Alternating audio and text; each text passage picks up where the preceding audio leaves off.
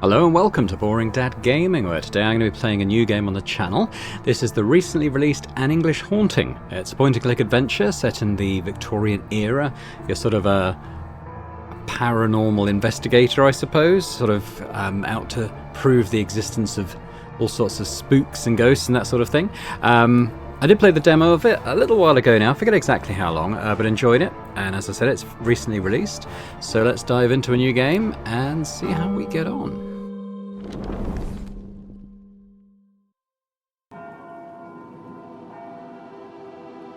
London, 1907. I did say it was Victorian, but obviously this is Georgian, I guess. Maybe Edwardian, I'm not quite sure. One of the kings that's not Victoria, anyway. Thus, with this method, we can determine the time of death within a margin of error of 2 hours. You should ask Cooper. Me? Why not you? Hughes, Cooper? It would be interesting if you'd share your doubts with the class. Look what you achieved. Bah, coward. Professor Moore? Is it true that you and Professor Ward are devoted to hunting ghosts? You have been badly informed. We are devoted to studying them, not to hunting them. Oh, what? There's nonsense. Ghosts don't exist. Do you have any conclusive evidence that can substantiate that statement, Mr. Cooper? They're a myth. An invention of mankind to scare those of weak mind. Those of weak mind, eh? All right. Let's see. How many of you believe in God? You can raise your hands. All of you? Well, perhaps you should be studying theology and not forensic medicine. You can lower your hands. I suppose you think that the mere belief in him confirms his existence. Is there any supporting evidence? Any photographs? Have any of you seen him taking a stroll in Hyde Park? Has anyone talked to him? The Pope? Okay, well, let's set that witness aside for the moment. No one in history has been able to prove it. The only proof we have is faith, and that, regrettably, won't do. Look, gentlemen, neither I nor Professor Ward asserts that ghosts exist. We're cautious with regard to that matter, even if we have reliable witnesses, and there are a large number of cases. Are those arguments enough to accept this as a fact? No. We would be falling into the same trap you fell into with respect to God. We investigate these claims with the best tools science has provided us. That is, the scientific method. A method I advise you to use before compulsively raising your hands to defend your beliefs. I don't think my father would agree with all this blasphemy. Your father agrees with the idea that students from poorer classes should never be allowed into a university, as well as agreeing to use child labour in his factories. So, with due respect, Mr. Turner, you can take your father's opinion and... come in. Sorry to interrupt, Patrick. It's quite all right. What do you need? Look, the Dean wants to see you. Can't it wait? The lecture is almost over. It's a delicate matter, Patrick. Is it about Rose? No, it's nothing to do with Rose. Ah, what a relief. I was starting to worry.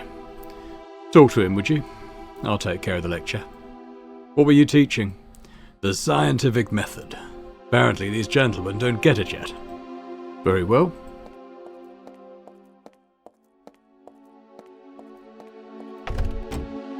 Well, gentlemen, the scientific method... One moment. What? Press F1 for instructions. I think we'll be okay. Here we go, we can point and click at things at last. So let's have a little look around. Let's have a look at these trophies. A selection of the many championship sports trophies the university has won. I can see the polo trophy we won against Harvard in '84. I also remember that cup. We won it for cricket against Middlesex. Mr. Lee? Mr. Lee? Sorry, I didn't hear you. I was admiring the trophies. Did you know the university won the Greco-Roman Wrestling Championship in '89? I did not. We haven't won since. Such a pity. There are more trophies in the hall. Why do I always find you in front of this cabinet? They're pretty, don't you think? Excuse me? The wrestling trophies. Ah, yes, I suppose they are. And such a point of pride for the university, right? Yes, of course. Might I inquire about your obsession with trophies? I want to win one. I want the university to win one in my discipline, Greco-Roman wrestling.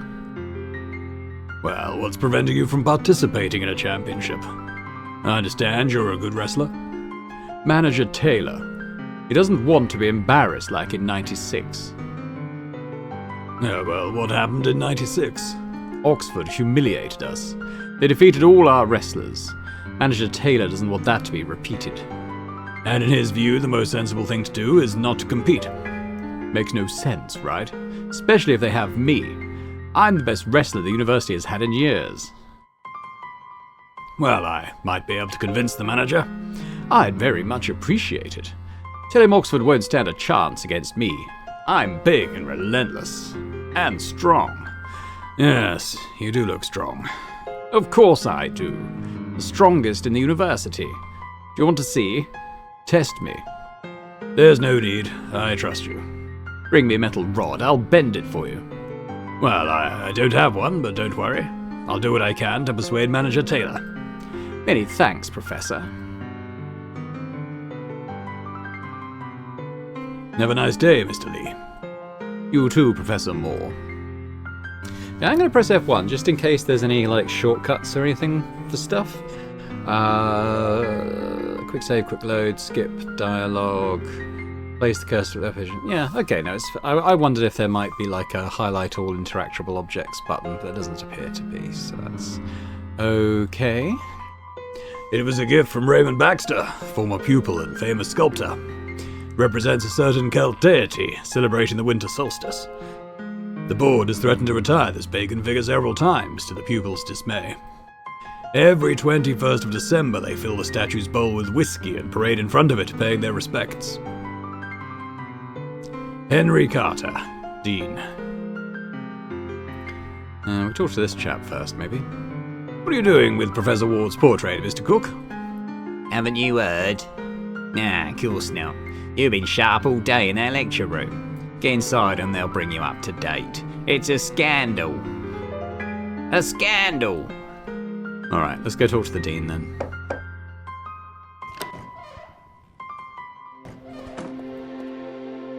Ah, Professor Moore. Good afternoon. Good afternoon, Dean Carter.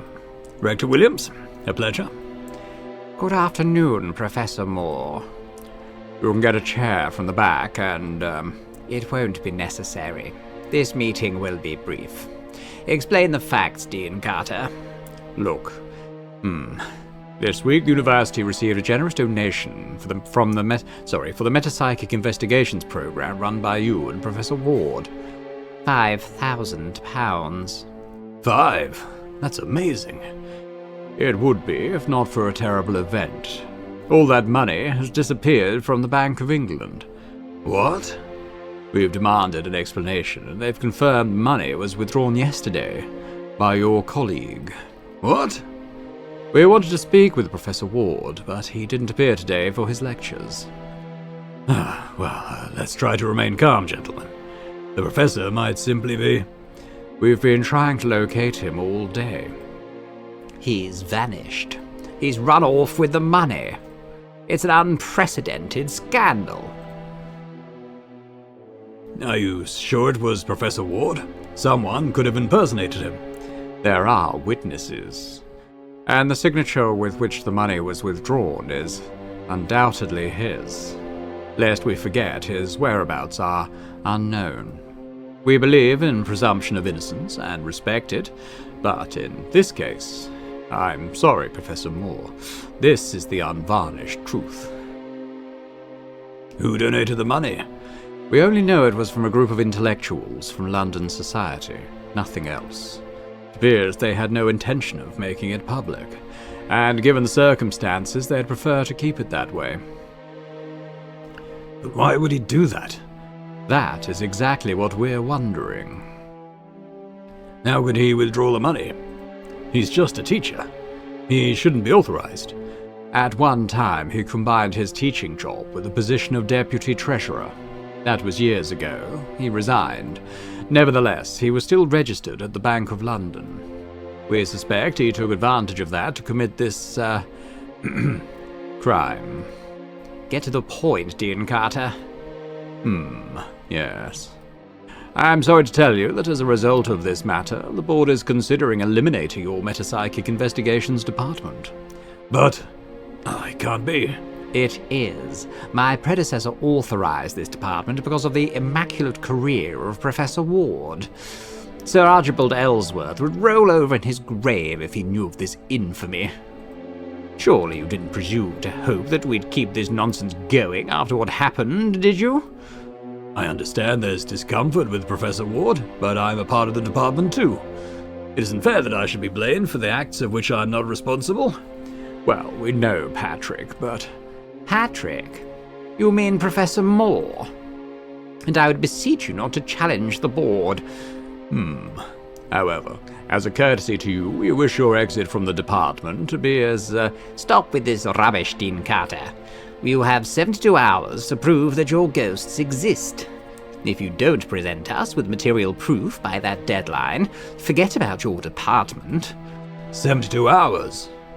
No, that's not enough to prove what no one else has ever proven throughout the entire history of mankind. That is your problem. And express your thanks to Dean Carter. He's the one who proposed it. If it were up to me, I would brick up that circus right now with my own hands. Damn it. We're the laughingstock of every university in the United Kingdom. Let them laugh all they want, Vice-Chancellor Williams. They only display their ignorance. Do you want some advice? Forget about those ghost fantasies and focus on your work as a teacher.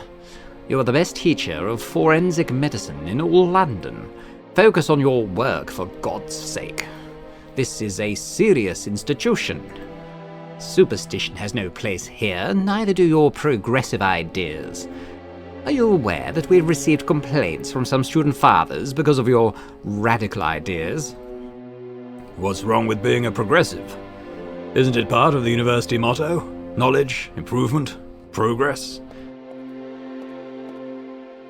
Don't be a wise ass with me. And remember who you're talking to.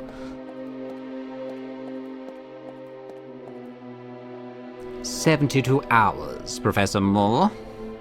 Prepare yourself to say goodbye to a fantasy that never had any place in an institution as respectable as this one."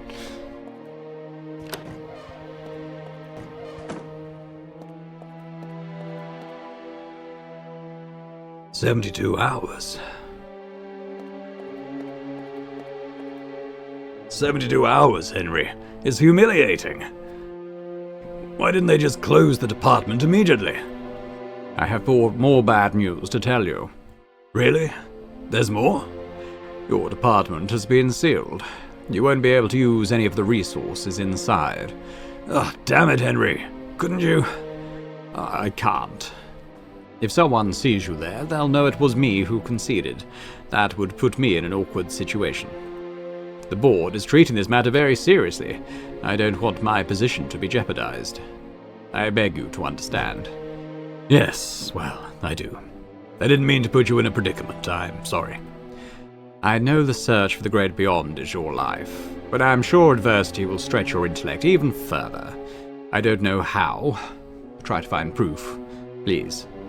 If it's strong enough, I'll show it to the board and they'll be forced to keep the department open. Oh, I got my thing back. Okay, well, let's have a little wander around his office, I suppose. How many of these have you written? The ones on the first shelf. And part of the second one, too. Ghosts, Reality or Myth by Dr. Henry Carter. Does Williams know you wrote this one? Oh, yes. He's even read it. Really? Well, actually only the prologue. He then gave me a lecture with more words than are in the book.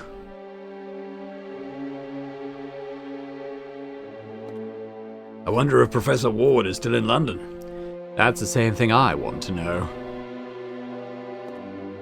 The Jewel of Seven Stars by Bram Stoker. The Great God Pan by Arthur Machen. In a Glass Darkly by Joseph Sheridan Le Fanu. Williams would be angry if he saw you devoted time to these readings while working. Ah, these books? I just received an order from that new library near the London Archaeological Society. Do you know it? No. You should see for yourself. There are some genuine jewels. I'll do that.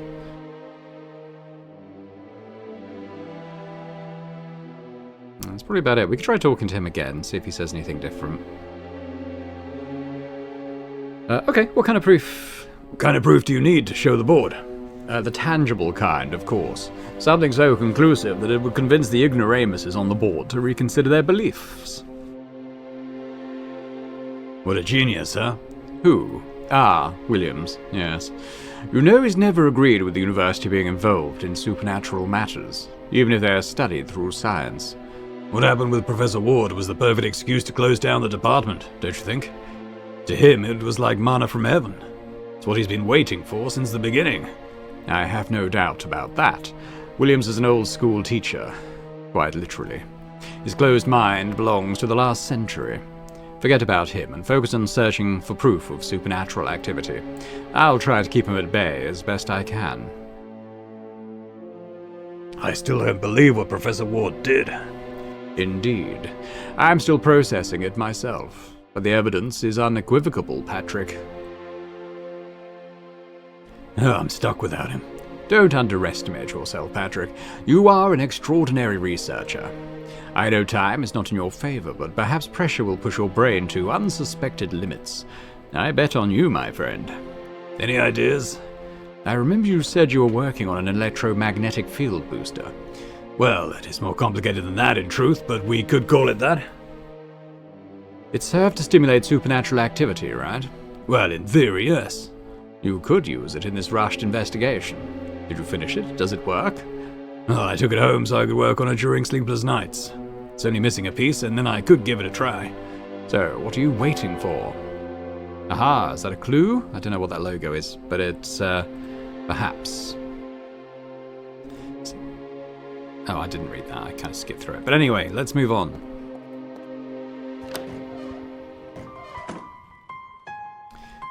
I won't be able to prove the great beyond exists in such a short time without the professor's help.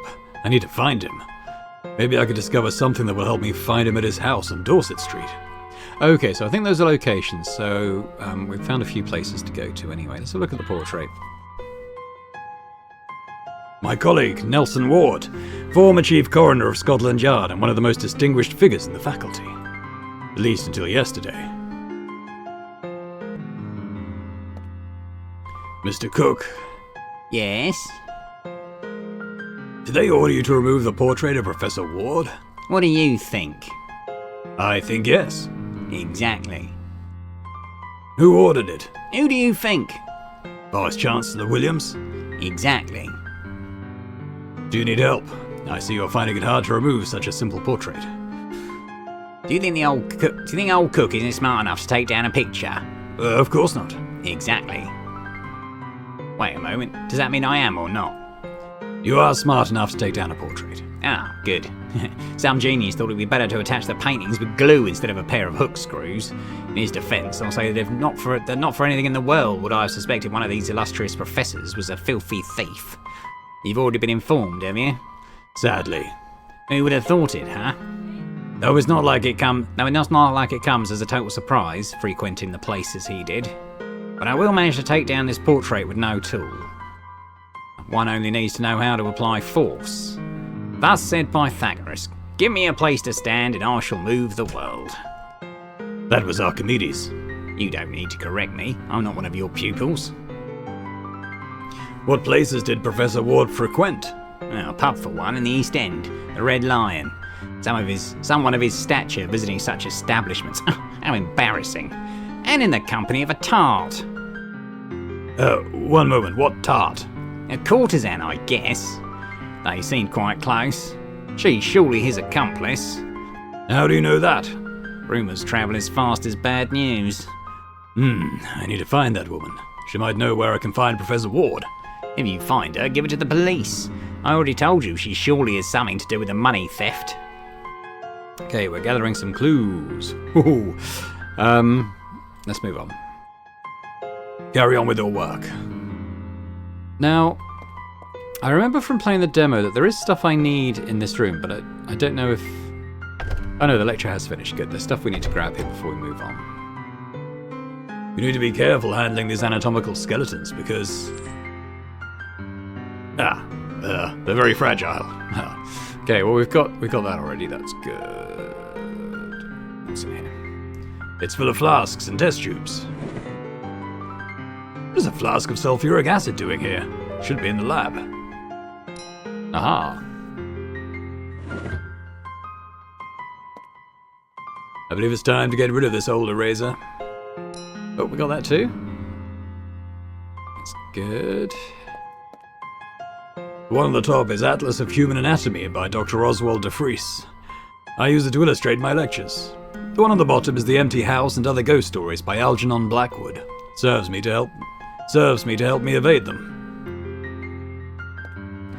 The first 4 drawers are full of anatomy prints. The rest are intended for school materials.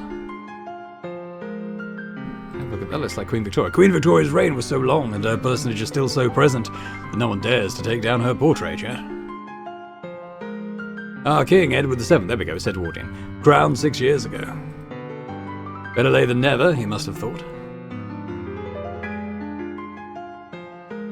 Frank? Bad news, right? Worse. The board is threatening to close down the Metapsychic Investigations Department if I don't present irrefutable proof within 72 hours. Proof of what? Of the existence of the great beyond. Oh, damn idiots. That's an impossible time frame. How dare they? That despicable Williams will end up getting what he wants. What do you think of what Professor Ward did? Are you asking me if I believe he's innocent? Is he? What do you think? I think neither of us is answering a single question. I don't know, Patrick. Nelson Ward is famous for being eccentric and impulsive, but that, of course, doesn't make him a miscreant. So do you think he's innocent?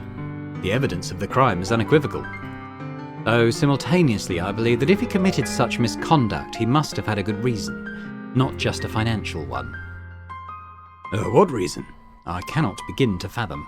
I only hope this makes some sense. Have you seen any ghosts lately? God willing, this would be easy, right? How long has the Metapsychic Investigations Department been running? 3, 4 years? 4. And they want to solve the great mystery of life after death within 72 hours. They neither want to nor intend to. If I have been given that time frame, it is because Henry interceded. If only you could succeed. I'd like to see the faces of those decrepit geezers when you show them undeniable proof. I think I didn't know Professor Ward well enough. We had a very close relationship, but it was purely professional. I don't know a single thing about his life, apart from him being the chief coroner of Scotland Yard before becoming a teacher. If I had taken even a mild interest in him, I might have detected signs of what he would do. Don't punish yourself with that, Patrick. Nelson was very reserved. I doubt anyone in the faculty really got to know him. Well, I should get going. If I can do anything for you... I understand, Frank. I appreciate it. Okay, let's move on. I think we've got things to help us do a little bit later on. It wasn't a hugely long demo, so I've done a couple of things in it, but not a huge amount. Who's this? Sir Philip Abercrombie, illustrious professor of organic chemistry and candidate for the Nobel Prize in 1903 for his work on brain connections. John Thomas Ogilvy, the best surgeon in London Hospital, taught here between 1880 and 1890. When he retired, he donated huge quantities of medical material, which we still use today for internships.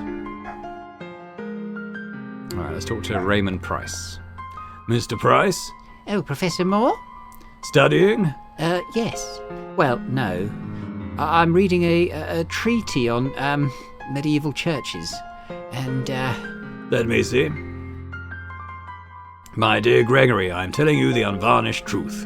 I believe I am now familiar with the extreme limits of terror and revulsion that a man can endure without losing his mind. I'm sorry, Don't worry, Mr. Price. Don't be ashamed of reading M.R. James. He's a national treasure. Continue with your reading. Oh, thank you, Professor Moore. Good-o. Okay, well, I think we exit the university at this point. I think we've been given a few locations to travel to, so let's have a little think. So we could go to our house. Coming from the university, we go to Dorset Street, which was where Ward lived. That's the location I've been to from the demo. Or the Red Lion pub. Maybe we should go to our place first, and because I don't know what part we're looking for his machines, so that might help us determine that. Oh. Lord Blackwood? Oh, Rose, you did not mention there was a family gathering. We came as soon as we heard. We are very disappointed in you, Patrick. Do you have anything to say in your defense? I do not know what you're talking about, Lord Blackwood. Do not take us for fools, my boy. Your nonsense has finally exhausted this family's patience. It wasn't enough to embarrass us with your ghostly fantasies, but you ended up involved in a robbery. And at the university, no less. No one has ever defiled the Blackwood family name until now. One moment. Involved? I had nothing to do with. Silence, miscreant. The only words I'll tolerate leaving your lips are an apology. An apology, but I've done nothing wrong. Excuses! You should face the facts, Patrick. We have decided by unanimous agreement to cut ties with you. As of now, bid farewell to my daughter, to us, and to this house. I live here. In my daughter's house. Therefore it belongs to the Blackwood family. And it became a tainted house from the moment you came to live here in sin with my daughter, you seductive devil. I cannot believe what I'm hearing. Rose, you've nothing to say? That is right, Patrick. It will be best for us to go our separate ways. What? And there will be no wedding, of course. Is that it? Is this how you end 3 years of blissful engagement? Blissful? Ha! Do you think Rose was happy with you? That's not all. As a major shareholder in the bank, I have taken the liberty of pulling some strings to freeze your bank account. You will not be able to withdraw your money until you have proven your innocence of this crime. What? It's my money. Dirty money. Who says this is the first time you've resorted to criminal acts to get it? Oh, for God's sake. That is all this family has to say. Hobson? Sir. Bring that briefcase and return it to Mr. Moore. I do not want that devil's accessory in this house. At once, sir. Are you going to leave me on the street with just my briefcase? What about the rest of my belongings? Hobson will make sure they reach you as soon as you provide us with a contact address. I don't have anywhere to go. That is no longer a concern of the Blackwood family.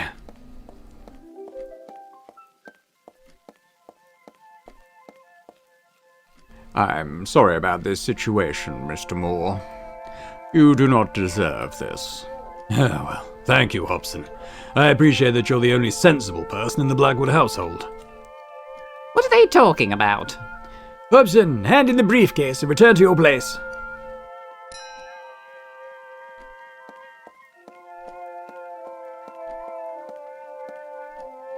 Hobson, Hobson will escort you to the door, but I believe you know the way. Hold on, Patrick. I want to give you something before you go. I hope it's not the engagement ring. It's pure gold.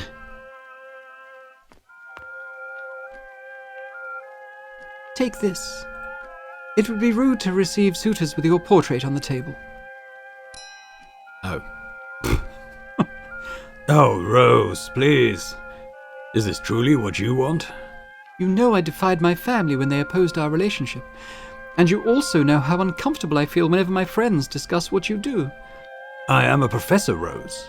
You hunt ghosts, Patrick. I can endure all that for love. But you've been forsaking our relationship for too long. You devote all your attention to the dead and neglect the living. And that, my love, I cannot bear. So I'm grateful to my parents for opening my eyes. I know I've been very busy lately working on my prototype, and I'm sorry for what I've put you through. We can fix this, Rose. Look deep into your soul. Listen to your heart. What does it tell you?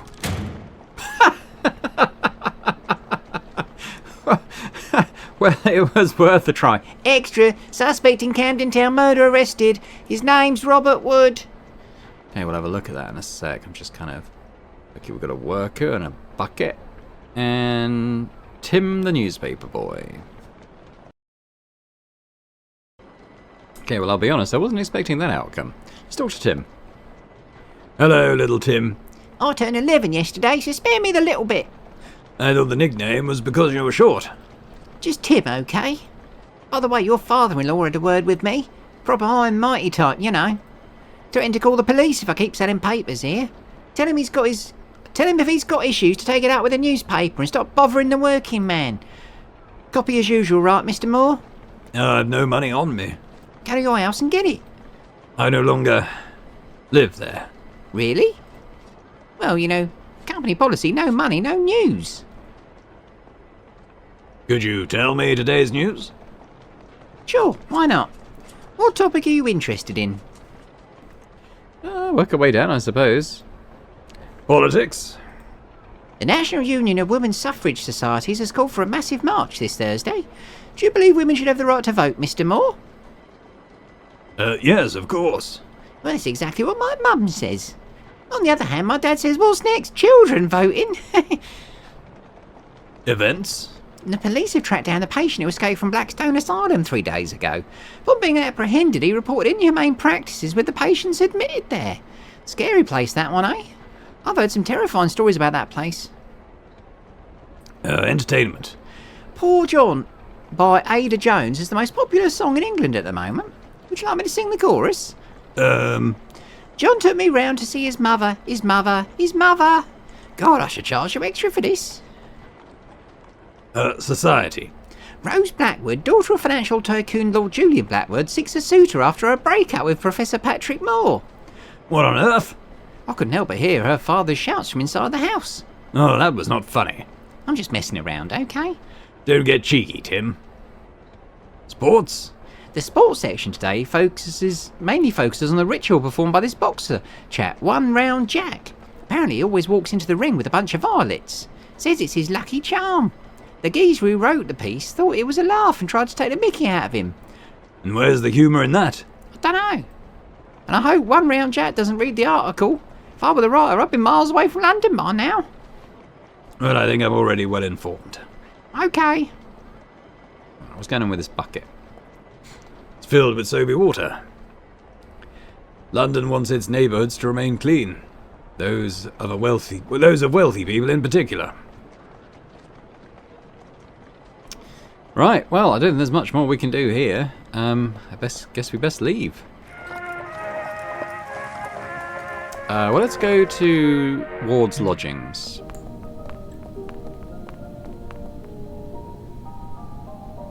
That's it, room number 4. So you're a friend of Professor Ward, Yes, exactly. and he's gone.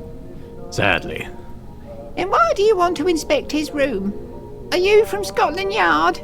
No, I'm a professor, such as he. I only want to have a look to see if there's anything that might enlighten me to his whereabouts. Ah, well, that makes sense. When was the last time you saw him? I know he went out last evening. I was in bed, but I heard his footsteps on the stairs. You haven't seen him since then? No, sir. Did you notice anything strange about him? Well, of course I noticed. But not only yesterday, always. He's a right peculiar bloke, though very polite. I wish the rest of my tenants were as courteous as him. Why is the corridor so dark? The electric company talked me into installing this new light system in the house. What they didn't tell me is that the price would double compared to gaslight. There's progress, you know. Progress for the usual suspects. Those in power. I told the tenants not to use the corridor light unless they want my bills to start affecting their rent. Yeah, it's curious that he lived here. I mean, his salary was high enough to afford a better place than this. A blooming novel! Is that what you meant? I don't mean to offend you, Miss Dawson. Nah, you're right, it's a bleeding novel. Though it is the classiest hovel in all of East End. And with the biggest rooms for 4 blocks. Would you do me the kindness of lending me the key to the room? I don't have it. What? Professor Ward was a bit forgetful. He asked me for my spare key in case he lost his.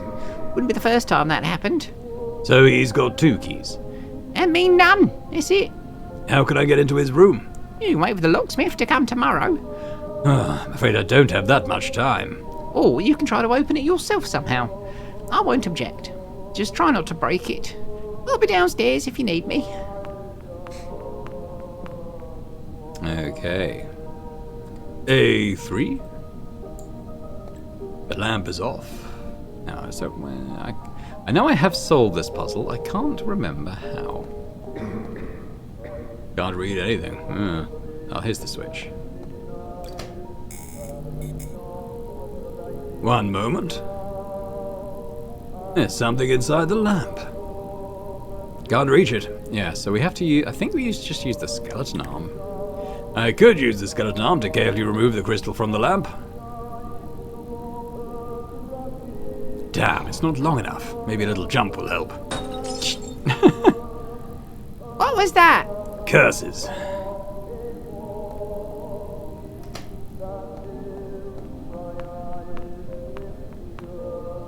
What was that noise? I accidentally... No, I heard nothing. I suppose it came from room number 3. Yes, I think it came from there. Well, I'll talk to Mr. Block. He is usually quite noisy. Phew. I'll grab our key. There's a key here. There we go. I'll pick up the broken crystal. I don't want to give excuses to the landlady. Where can I hide the criminal evidence? Ah.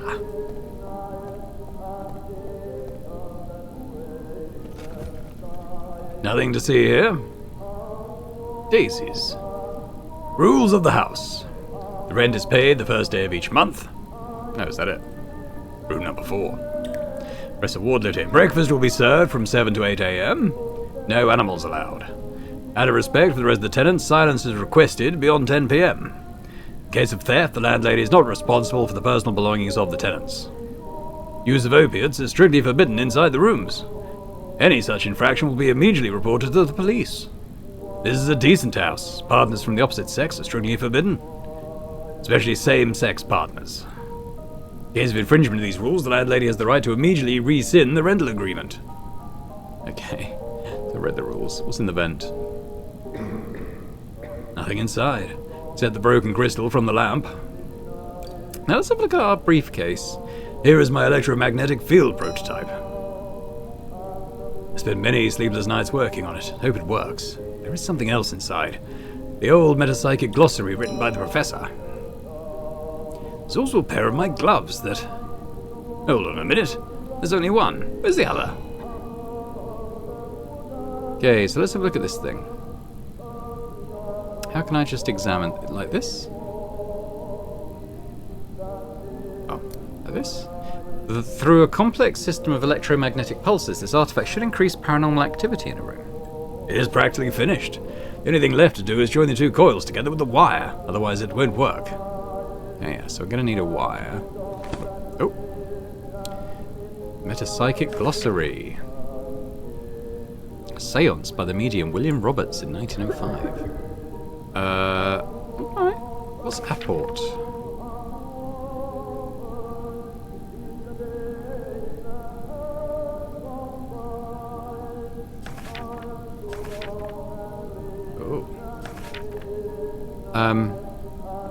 Well, these will probably come into play. I don't necessarily want to read all that in one go now. What we got here? Leather glove with a great grip. Okay. As an eraser as our picture, and sulfuric acid. Okay, let's just use the key for now.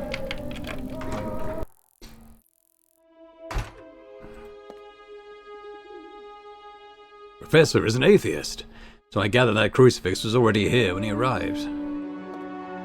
Then the professor would rest better under the watchful eye of Darwin than under Jesus.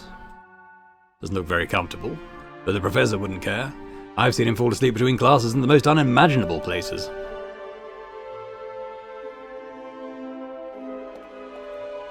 It's a map of central London where the professor has marked several places worth investigating. There's a red circle around one of them. Which one?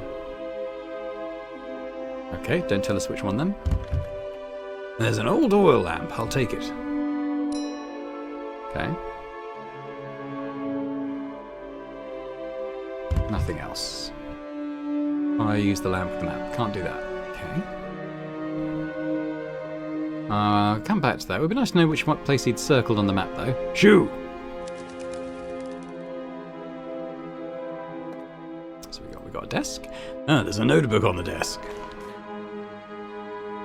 The House of Benwell Street. It is discouraging to discover that all the places worth investigating were in the end either frauds or a waste of time. However, I found a location that, if my inquiries are correct, could afford a unique opportunity to me and my colleague, Professor Moore. It is an old, impressive building located at 34 Benwell Street. Its original owner was Thomas Highmore, a widower philanthropist who lived in the house during the early years of last century. After his death, his heirs rented the house to several tenants. One of them, Frederick Price, reported strange blows coming from the basement to the police. Raps? An officer corroborated the facts, to which he added, as is stated in his report, that several objects in the room started to slowly move without human intervention. A police report that confirms unexplained supernatural phenomena. Contrary to the account of a normal witness, which is always an act of faith to consider believable, this changes everything. No police officer of sound mind would cast doubt on his professionalism by falsely signing a report such as this, so we can be sure this is an account we can accept, and thus a very valuable one. Terrified, the Prices left the house 2 months later. Their place was taken by a Benjamin Jones. By searching through the documents of the estate agency that managed the property, I found a report stating that the tenant abandoned the house 4 weeks later due to constant unspecified occurrences in the basement. In my investigation, I found 2 other cases with that basement as the epicenter of supernatural activity, but I have yet to verify them. I still haven't informed Patrick about this. We could be dealing with another dead end, and if someone has to waste his time with this, I'd rather it be me. My instinct, though, tells me 34 Benwell Street is the place we've been dreaming of all these years. Professor Nelson Ward, October 14th, 1907. 34 Benwell Street. Okay, got a new location. Is there anything else going on this desk? A lot of documents and notebooks. I should check them. They may contain clues to the professor's whereabouts. This will take me some time. 1 hour later. There's nothing in them that reveals where the professor is. Okay, helpful. A junk box stands out. Let's see what's in it. There's a copper wire reel that may come in handy. Indeed. Well, it's too rusty. Could I combine that with that to freshen it up? I managed to remove all the rust from the copper wire thanks to the acid. Aha! I'll keep the empty flask. I may need it later. I used a whole jar of sulfuric acid on that, huh? Well, let's use this copper wire with his little machine. The machine should work now. Should we try it in here?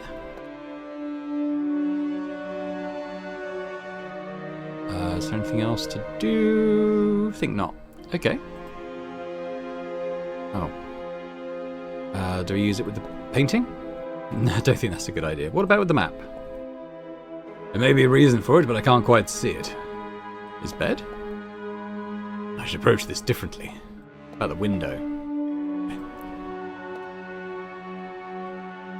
Yeah, okay, well I think we may be done here. I think we've probably gained what we needed to.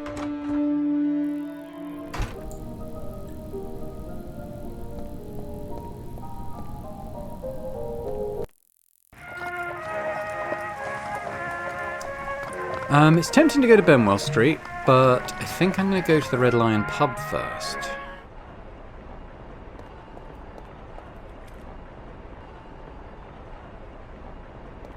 The Red Lion. Little doggle? Oh no, I'm not going to pet a mangy, flea-ridden dog. Might even have rabies. Oh, it can't be that bad. No, I'm not going to pet it. What about with the glove? I'd rather not provoke it. Alright. We can talk to this lady of dubious morals. Excuse me. Yeah? I'm looking for a man. You got the wrong street, mate. There's only ladies working here. What? No. I meant... Never mind, forget it. Jesus, another one of those. Alright, what about this one? She's busy. What about the poster? One Round Jack. Oh, he's the guy Tim was talking about. The invincible champion of champions. There's no match for him. We'll be facing challenger Walter Black. He's busy. At the shop window. If it exists, we'll find it. Donovan and Fletcher. We could go in here.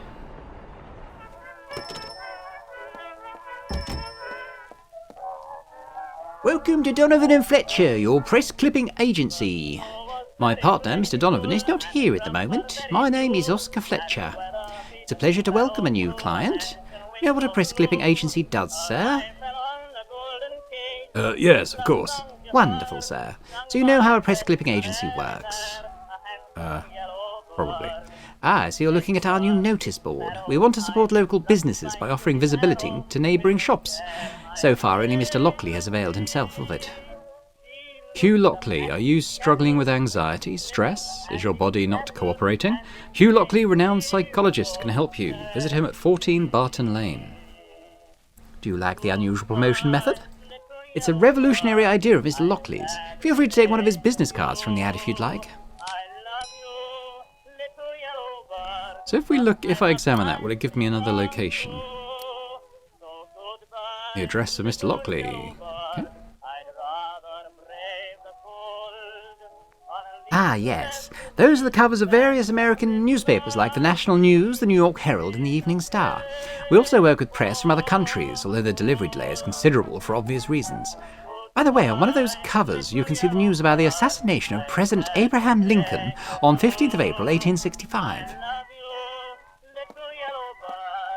These are bound issues of the London News, the Globe, the Observer, and the London Evening News.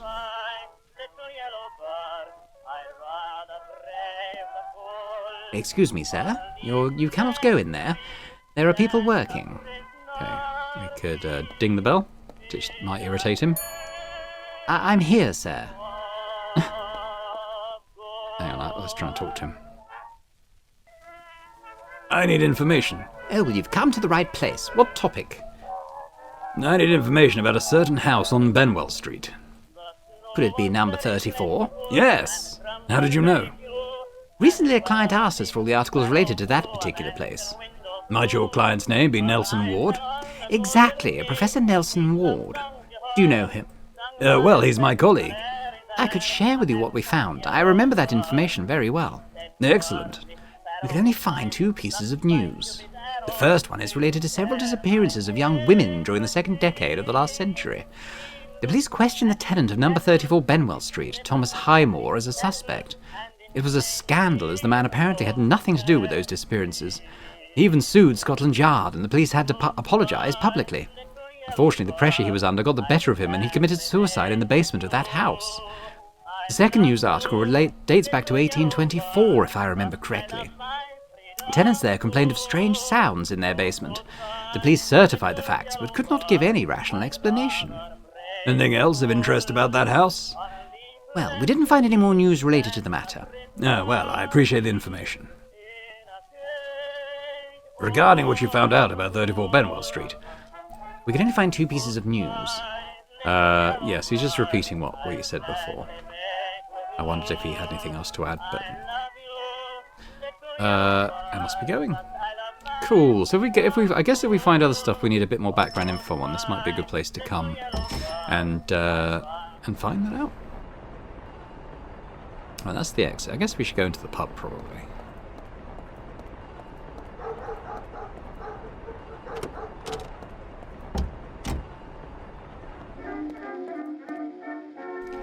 I'll be back tomorrow. You're lucky I've got more patience than Paddy. By the way, all this old dry wood looks mighty flammable to me. Remind Harvey about it. Any trouble, mate? No, none. Then get out of my way. Charming man. The Red Lion.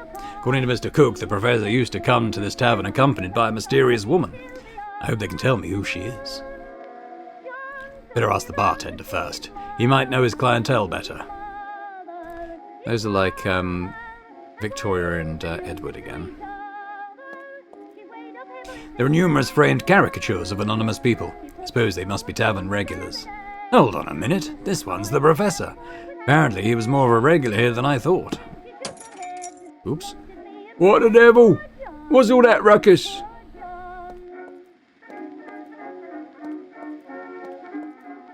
I'm terribly sorry about that. I just wanted a closer look at the picture and, one of those things. They're done by an old man who spends too much time here. A fellow named Tenniel. Harvey says they're worth a lot, but to me they're just scribbles. You know what? If I hang it back up with the glass broken, Harvey's going to go ballistic. Pick it up and toss it away, would you? There's plenty of them on the wall. Harvey won't miss this one. Who Harvey is? Second time he's been mentioned.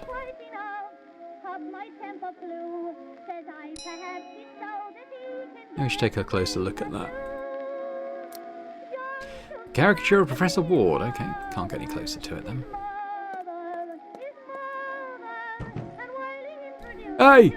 That cask's mine to handle. Got it? My apologies. Damn it. These bourgeois think everything belongs to them. There are more holes in the wall than on the dartboard. Aiming does not work very well with too much alcohol. At night, Harvey can do as he pleases, but as long as I'm around, drinks must be paid for. Signed, Bert.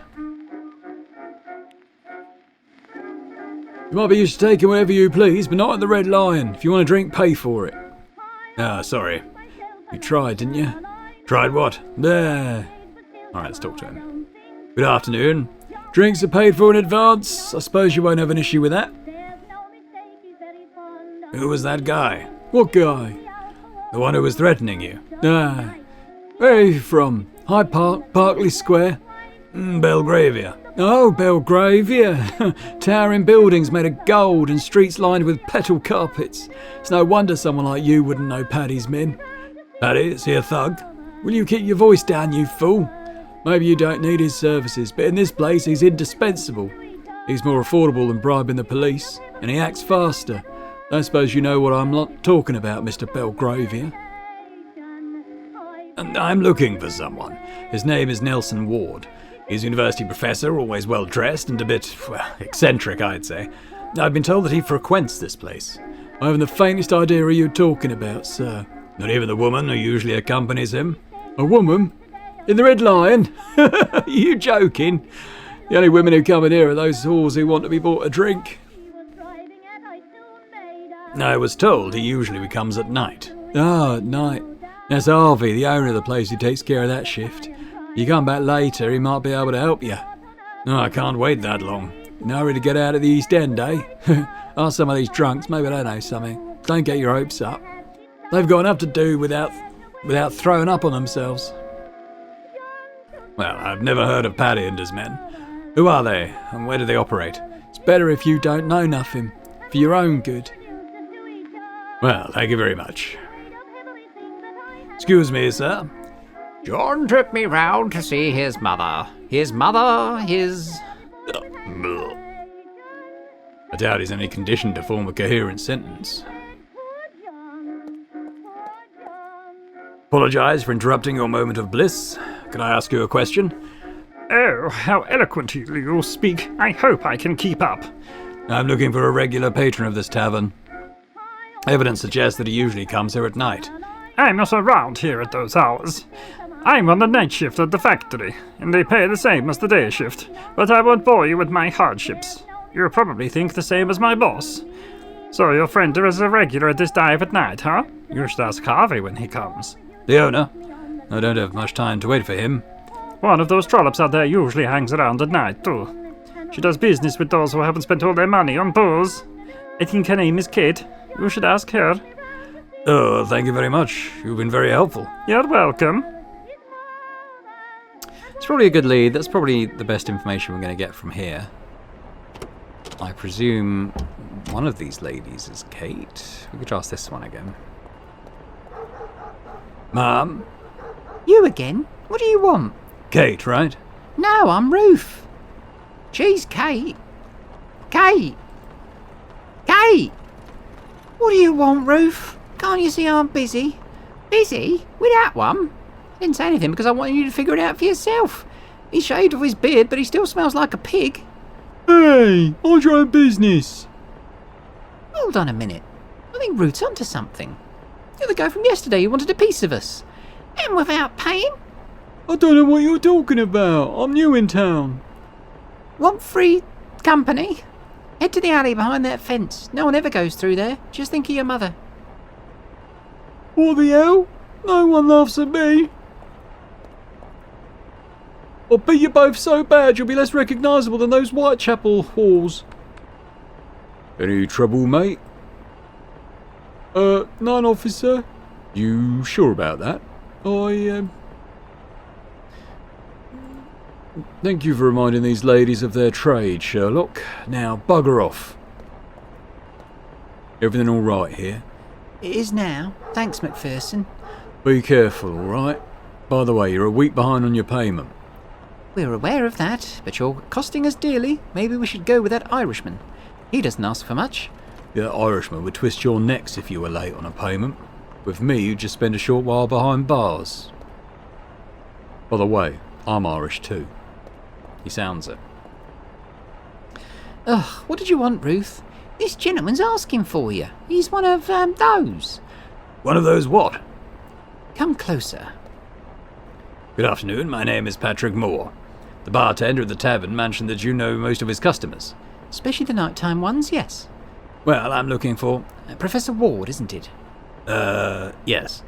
How did you know that? Look at you, a fish out of water in a place like this. Just like him. I highly doubt you're looking for any stinking drunkard from that dive. I know him, yeah. Very polite chap, one of the few who greets us when they come round here. What do you want with him? I know he's occasionally accompanied by a woman. Yeah. Do you know her? Do I know her? Everyone in London knows her, and she's not the late Queen. Well, who is she? It's been a slow morning, and it seems you've no intention of paying for my services. I'm afraid I'll have to charge you for that information, Mr. Moore. Oh, I'm truly sorry, but I've no money at all. Are you serious? That suit you're wearing costs more than I'd make in a month on the streets. Well, I have money, yes, but I cannot access it. It's a long story. You know what? I've had a dry mouth all morning. Usually at night, Harvey, the tavern owner, treats me to a drink. He's not around now, and that snooty Bert isn't usually up for it either. We don't serve alls here, let alone buy him a drink. The tavern isn't his to offer anyway. The idiot thinks he's going to inherit Harvey's business. So get me a drink and I'll tell you anything you want. I usually talk more with a greased gullet. I couldn't afford it. I told you I don't have any money on me. Give it a try. You'll be surprised when you find out who that woman you asked about is. We may need to visit... Well, the other place is the haunted house, isn't it? I mean, we might find money there. I don't know. We might have something to offer in trade, perhaps. What have I got? Does he want one glove, maybe? or my photograph? Let's talk to him anyway. Apologies for interrupting you again. Yeah? Could you invite one of the ladies working outside in for a drink? I know it's a lot to ask, but when I get my money, I'll pay you twofold. We don't serve fools here, let alone buy them a drink. Okay.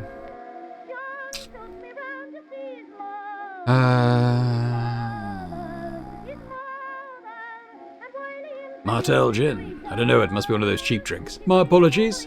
Next time you come to the Red Lion, I'll have a 27 Cockburn ready for you. Oh, I'm sorry, I meant no offence. Bloody bourgeois. Happens if we talk to one of the other patrons. Excuse me for bothering you, sir. I'm looking for someone who... Oh no, last time I let something slip I ended up with a broken pinky. I don't want anything to do with anyone. Since you're here, take this.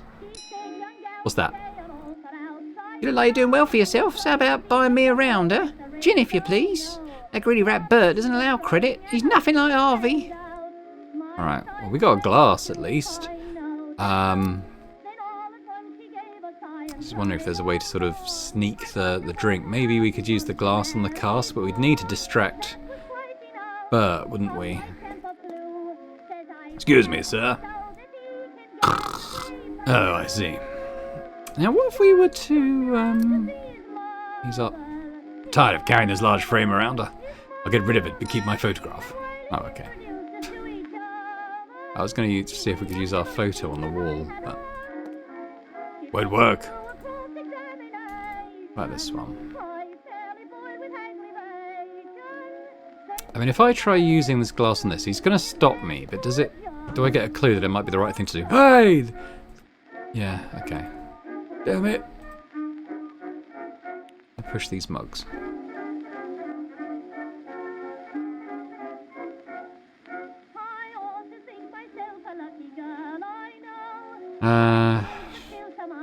So, I mean, we still have other locations to visit. Maybe I should do that first.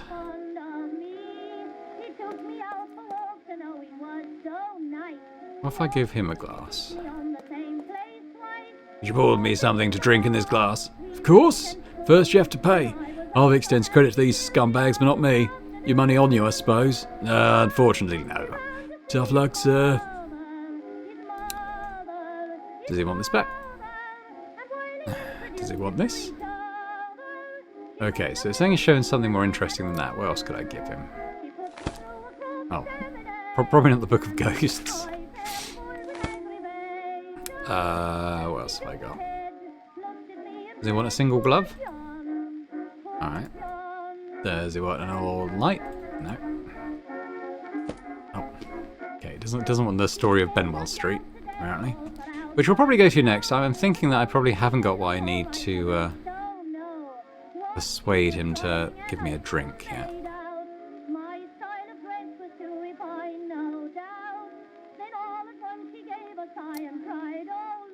Okay, so let's leave here for now.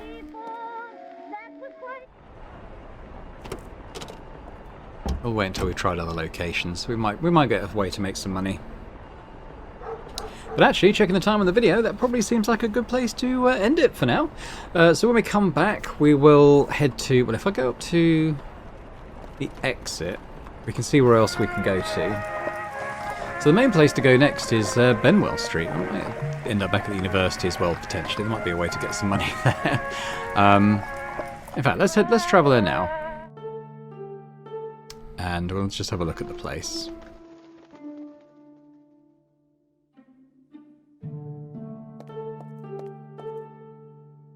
Number 34 Benwell Street. I hope the professor was right and there's genuine supernatural activity here. Good afternoon. Allow me to introduce myself.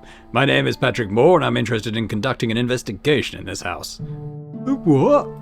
A scientific investigation.